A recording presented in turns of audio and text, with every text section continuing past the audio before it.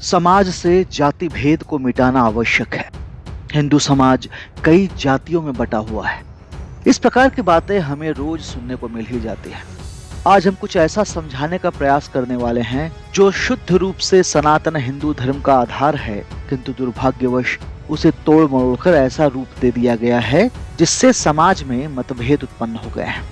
आज हम बात करने वाले हैं जाति और वर्ण की।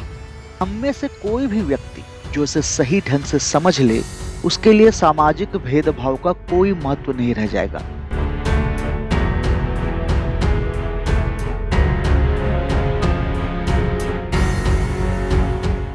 सबसे पहले तो यदि आप ये ना जानते हो तो समझ लें कि सनातन हिंदू धर्म में यदि हम मनुष्यों की बात करें तो जाति नाम की कोई चीज ही नहीं है। तो क्या इसका अर्थ ये है कि हिंदू धर्म में जाति शब्द का उपयोग ही नहीं किया गया? नहीं, ऐसा नहीं है। हिंदू धर्म में जाति शब्द का उपयोग किया गया है, लेकिन हमारे पौराणिक ग्रंथों में जाति इस शब्द का प्रयोग बहुत ही व्यापक रूप में किया गया है। हिंदू धर्म में जो जाति शब्द का उपयोग हुआ है वो दो समूहों को बिल्कुल अलग अलग कर देता है, जैसे देव जाति, राक्षस जाति, दैत्य जाति, नाग जाति इत्यादि।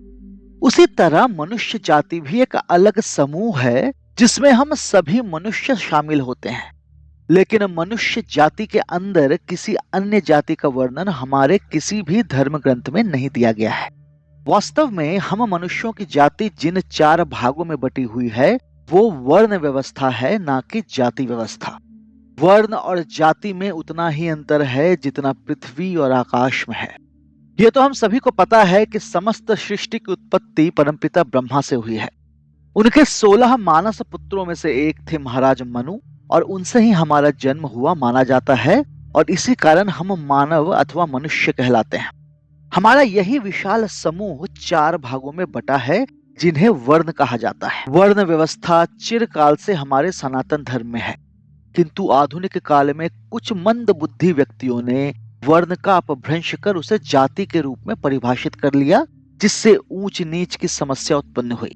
जो चार वर्ण हमारे समाज में सदा से हैं वे हैं ब्राह्मण, क्षत्रिय, वैश्य एवं शूद्र। और ये आप हमेशा याद रखें कि ये चारों वर्ण बिल्कुल समान है। मैं एक बार फिर से दोहराता हूं, ब्राह्मण, क्षत्रिय, वैश्य और शूद्र बिल्कुल समान हैं और इनमें किसी भी प्रकार का कोई भी अंतर नहीं है।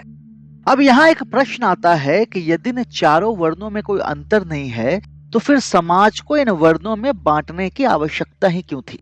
तो ये जान लें कि वर्ण व्यवस्था उचित सामाजिक संतुलन के लिए अति आवश्यक है। एक छोटे से उदाहरण से इसे समझते हैं। हम चाहे किसी भी स्थान पर कार्य करते हो, वहां अलग अलग विभाग होते हैं। उदाहरण के लिए समझते हैं कि एक कंपनी में चार अलग अलग विभाग या डिपार्टमेंट हैं: आईटी, सेल्स, एचआर एवं सिक्योरिटी। अब चारों पद बिल्कुल समान हैं, बस उनके दायित्व अलग अलग हैं, और ये इस कारण से है ताकि वो संगठन सुचारू रूप से चल सके। अब सोचिए कि यदि आईटी मैनेजर सेल्स के काम में या सिक्योरिटी मैनेजर एचआर के काम में हस्तक्षेप करने लगे तो क्या वो कंपनी एक दिन भी चल पाएगी? इस व्यवस्था को हम सभी ने अपने जीवन में देखा है। ये सभी अलग अलग हैं किंतु समान रूप से महत्वपूर्ण है, और अलग इसी कारण है ताकि उस संगठन को सुचारू रूप से चलाया जा सके। ये कोई पद नहीं है, केवल व्यवस्था है। ठीक इसी प्रकार वर्ण कोई पद नहीं है, केवल व्यवस्था है, और ये व्यवस्था इस कारण से बनाई गई ताकि समाज सुचारू ढंग से चल सके। कहा गया है कि ब्रह्मा के मुख से ब्राह्मण, बाहु से क्षत्रिय, जंघा से वैश्य और पैरों से शूद्र उत्पन्न हुए हैं। पहला वर्ण है ब्राह्मण। ये ब्रह्मा के मुख से उत्पन्न हुए। ब्राह्मण शब्द का यदि आप संधि विच्छेद करें तो ये होता है ब्रह्म और मन, अर्थात ब्रह्मा के मन से उत्पन्न। इन्हें परमपिता ब्रह्मा ने ज्ञान एवं शिक्षा का दायित्व दिया। इनका कार्य था कि समाज के सभी व्यक्तियों को शिक्षित करना और ब्रह्मा से उत्पन्न मूल ज्ञान को सभी जनों तक पहुंचाना, ताकि सत्य असत्य, धर्म अधर्म में वे भेद कर सकें। चूंकि उन्हें ज्ञान बांटना था, इसीलिए उन्होंने सर्वप्रथम ज्ञान अर्जित किया।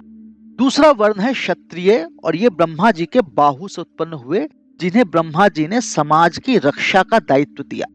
जिस प्रकार श्री हरि विष्णु भगवान ब्रह्मा द्वारा रचित सृष्टि की रक्षा करते हैं, उसी प्रकार क्षत्रियों का दायित्व है कि वे समाज के प्रत्येक व्यक्ति की रक्षा करें। चूंकि इन्हें सबकी रक्षा करनी थी, इसी कारण इन्होंने शास्त्र के साथ साथ शस्त्र शिक्षा भी लेनी आरंभ की, ताकि ये दुष्टों का प्रतिकार कर सके। तीसरा वर्ण है वैश्य। ये भगवान ब्रह्मा की जंघा से उत्पन्न हुए, जिन्हें ब्रह्मा ने व्यापार, वित्त, वाणिज्य और उद्योग के प्रसार का दायित्व प्रदान किया।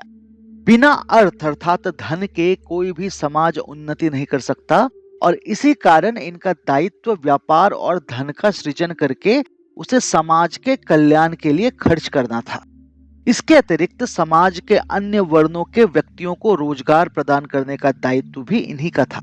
चौथा और अंतिम वर्ण है शूद्र।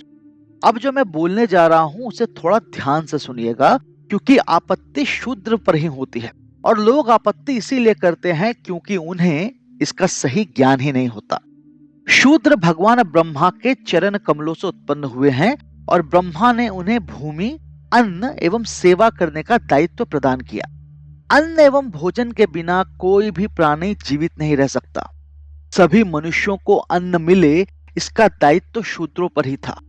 बिना भूमि अन्न नहीं उपज सकता, और भूमि पर अधिकार भी शूद्रों का ही होता था।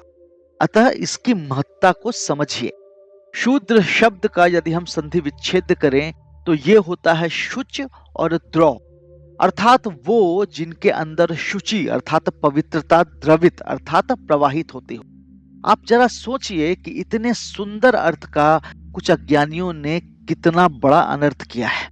कुछ लोगों को इस बात पर भी आपत्ति होती है कि पहले ब्राह्मण और अंत में शूद्र क्यों जन्मे।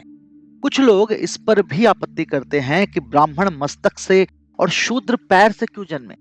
तो जान लें कि ये वरीयता नहीं है, ये कोई सीनियोरिटी नहीं है, बल्कि एक क्रम है, और ये चारों समान रूप से महत्वपूर्ण है। तो वो लोग जो ये कहते हैं कि शूद्र पैरों से क्यों उत्पन्न हुए, जरा उनसे पूछिएगा कि यदि पैरों की महत्ता इतनी ही कम है, तो क्या आप इस बात के लिए राजी होंगे कि आपके पैर काट दिए जाएं? बिना पैरों के मनुष्य अपना भार भी नहीं उठा सकता, उसी प्रकार बिना शूद्रों के समाज सुचारू ढंग से नहीं चल सकता। इसीलिए हमेशा ये याद रखें कि चारों वर्ण आश्चर्यजनक रूप से एक दूसरे के पूरक हैं। एक के बिना दूसरा सही ढंग से काम नहीं कर सकता। अब ये जान लेना भी आवश्यक है कि क्या कोई व्यक्ति जो किसी एक वर्ण में जन्म लेता है, क्या वो हमेशा उसी वर्ण में रहता है? अर्थात क्या ब्राह्मण सदैव ब्राह्मण और शूद्र सदैव शूद्र ही रहता है? तो नहीं, ऐसा बिल्कुल भी नहीं है। हिंदू धर्म में जो वर्ण व्यवस्था है वो जन्म नहीं अपितु कर्म प्रधान है। रामायण के अनुसार महर्षि वाल्मीकि प्रचेता के पुत्र थे, किंतु रामचरितमानस के अनुसार वे जन्म से रत्नाकर नामक शूद्र थे, जो अपने कर्मों से ब्राह्मणत्व को प्राप्त करते हैं। भगवान परशुराम एवं द्रोणाचार्य जन्म से ब्राह्मण थे, किंतु कर्म से उन्होंने क्षत्रिय वर्ण को प्राप्त किया। महर्षि वेदव्यास जन्म से एक शूद्र माता के संतान थे, किंतु कर्म से उन्होंने ब्राह्मणत्व को प्राप्त किया। श्री कृष्ण के ससुर सत्राजीत जन्म से क्षत्रिय थे, लेकिन कर्म से वे वैश्य बने और कालांतर में शूद्र बनकर असीम भूमि प्राप्त की। महर्षि विश्वामित्र जन्म से क्षत्रिय थे, किंतु कर्म से न केवल उन्होंने ब्राह्मणत्व को प्राप्त किया, बल्कि उससे भी ऊपर उठकर वे ब्रह्मर्षि कहलाए। अंगराज कर्ण को एक शूद्र ने पाला, किंतु कर्म से वे क्षत्रिय बने। विराट नगर का सेनापति कीचक जन्म से शूद्र था, किंतु कर्म से क्षत्रिय वर्ण को प्राप्त हुआ। विदेह के राजा जनक जन्म से क्षत्रिय थे, किंतु कर्म से वे ब्राह्मणों से भी ऊपर विदेह कहलाए। शबरी जन्म से भिलिनी थी, किंतु कर्म से उसने ब्राह्मणत्व को प्राप्त किया। एकलव्य भी जन्म से शूद्र था, किंतु कर्म से उसने भी क्षत्रिय धर्म को प्राप्त किया। महाराज दशरथ के दरबार के एक ऋषि जाबाली जन्म से शूद्र थे, लेकिन कर्म से उन्होंने ब्राह्मणत्व को प्राप्त किया। अर्थात अपने कर्मों द्वारा व्यक्ति एक वर्ण से दूसरे वर्ण में जा सकता था, और इस पर कोई रोक टोक नहीं थी। जो वर्ण व्यवस्था इतनी सुचारू रूप से चलने वाली थी, कालांतर में कुछ लोगों ने इसे निहित स्वार्थ के लिए जाति प्रथा में बदल दिया।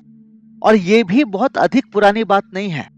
और तो और कुछ लोगों ने तो श्री राम के चरित्र हनन के लिए शंबूक वध जैसे झूठे प्रसंग भी जोड़ दिए और गोस्वामी तुलसीदास के ढोल गवार शूद्र पशु नारी इस दोहे का भी अनर्थ कर दिया। कुछ तथाकथित विद्वानों ने और समाज सुधारकों ने भी इस खाई को गहरा करने में कोई कसर नहीं छोड़ी। मैं इस पर बहुत ज्यादा बात नहीं करना चाहता, नहीं तो ये विषय राजनीतिक हो जाएगा, लेकिन आप स्वयं थोड़ी जानकारी इकट्ठा कर ले कि 25 दिसंबर 1927 को अंबेडकर के नेतृत्व में क्या अनर्थ किया गया था। तो अंत में यही कहना चाहूंगा कि जिन्हें यह मिथ्या धारणा है कि ब्राह्मण ऊंचे और शूद्र नीचे होते थे, उन्हें यह जानना चाहिए कि ब्राह्मण वर्ण में जन्मे मातंग ऋषि ने एक शूद्र शबरी को अपनी शिष्या बनाया और उन्हें शूद्र शबरी के जूठे बेर क्षत्रिय भगवान श्री राम ने खाए। शूद्र वर्ण में जन्मे निषाद राज गुह क्षत्रिय वर्ण में जन्मे श्री राम के अभिन्न मित्र थे। जब ईश्वर ने प्राणियों में अंतर नहीं किया तो हम अल्पबुद्धि मनुष्य कौन होते हैं जो उनमें अंतर पैदा करें। यदि यह वीडियो आपको पसंद आया हो तो इसे लाइक करें, शेयर करें और हमारे चैनल को सब्सक्राइब करें। जय ब्रह्मदेव।